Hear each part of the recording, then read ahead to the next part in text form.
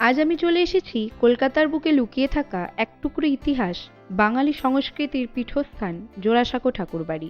উত্তর কলকাতার ৬-৪ দ্বারকানাথ ঠাকুর লেনে অবস্থিত এই ঐতিহাসিক বাড়িটি ঠাকুর পরিবারের পৈতৃক ভিটে। এটি শুধু একটি বাড়ি নয়, এটি রবীন্দ্রনাথ ঠাকুরের শৈশব, কৈশোর এবং জীবনের বহু স্মৃতির সাক্ষী। ২৫শে বৈশাখ ১২৬৮ বঙ্গাব্দে কবিগুরু রবীন্দ্রনাথ ঠাকুর এখানেই জন্মগ্রহণ করেছিলেন। বর্তমানে এটি রবীন্দ্রভারতী মিউজিয়াম। এখানে সংরক্ষিত আছে কবিগুরুর ব্যবহৃত জিনিসপত্র, ছবি, তাঁর আঁকা চিত্রকর্ম এবং অন্যান্য ঠাকুর পরিবারের ব্যবহৃত আসবাবপত্র। প্রতিটি কোণে জড়িয়ে আছে এক একটি গল্প।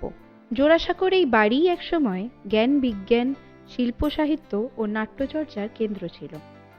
এখন আমরা জেনে নেব জোড়াসাঁকো ঠাকুরবাড়ি আসবেন কিভাবে। যদি বাসে আসতে চান তাহলে খুব সহজেই পৌঁছে যেতে পারেন। যদি মেট্রো করে আসতে চান তাহলে nearest metro station Girish park বা এমজি রোড মেট্রো স্টেশনে নেমে অটো বা কলকাতার ঐতিহ্য হাতটানা রিক্সা ব্যবহার করতে পারেন।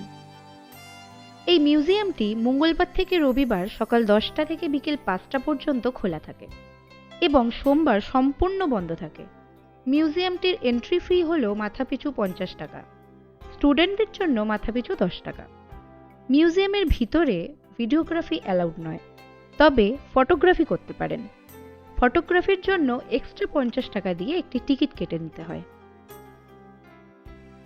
জোড়াসাঁকো ঠাকুরবাড়ির জমিটি বড়বাজারের শেঠ পরিবার রাজপুত্র দ্বারকানাথ ঠাকুরকে দান করেছিলেন। এই জমিটি আগে একটি জলা জমি ছিল, যেখানে দুটি সেতু বা সাঁকো ছিল, তাই এই বাড়িটির নামকরণ করা হয়েছিল জোড়াসাঁকো ঠাকুরবাড়ি। বন্ধুরা, ভাবলেই গায়ে কাটা দিয়ে ওঠে যে আমাদের সকলের প্রিয় কবি রবীন্দ্রনাথ ঠাকুর একসময় এই দালানেই চলাফেরা করতেন। এই বাড়ির মাটিতে, দেওয়ালে, প্রতিটি বস্তুতে যেন আজও তার ছোঁয়া লেগে আছে। রবীন্দ্রনাথ ঠাকুরের লেখা সুসৃষ্টি সবকিছুর অনুপ্রেরণা হলো এই পরিবেশ। এখানে সন্ধ্যাবেলায় অনুষ্ঠিত হয় বিভিন্ন লাইট অ্যান্ড সাউন্ড শো, যা আপনাকে নিয়ে যাবে ঠাকুর পরিবারের সোনালী দিনগুলোতে। ঠাকুরবাড়িতে বছরের সব দিন প্রবেশ মূল্য লাগলেও ২৫শে বৈশাখ ও ২২শে শ্রাবণ কোনো প্রবেশ মূল্যই লাগে না। কলকাতার এই ঐতিহ্যবাহী স্থানটি ভ্রমণ করা মানে বাঙালির আবেগ আর সংস্কৃতির গভীরে প্রবেশ করা। আপনি যদি এখনও জোড়াসাঁকো ঠাকুরবাড়িতে না এসে থাকেন তবে অবশ্যই আসবেন।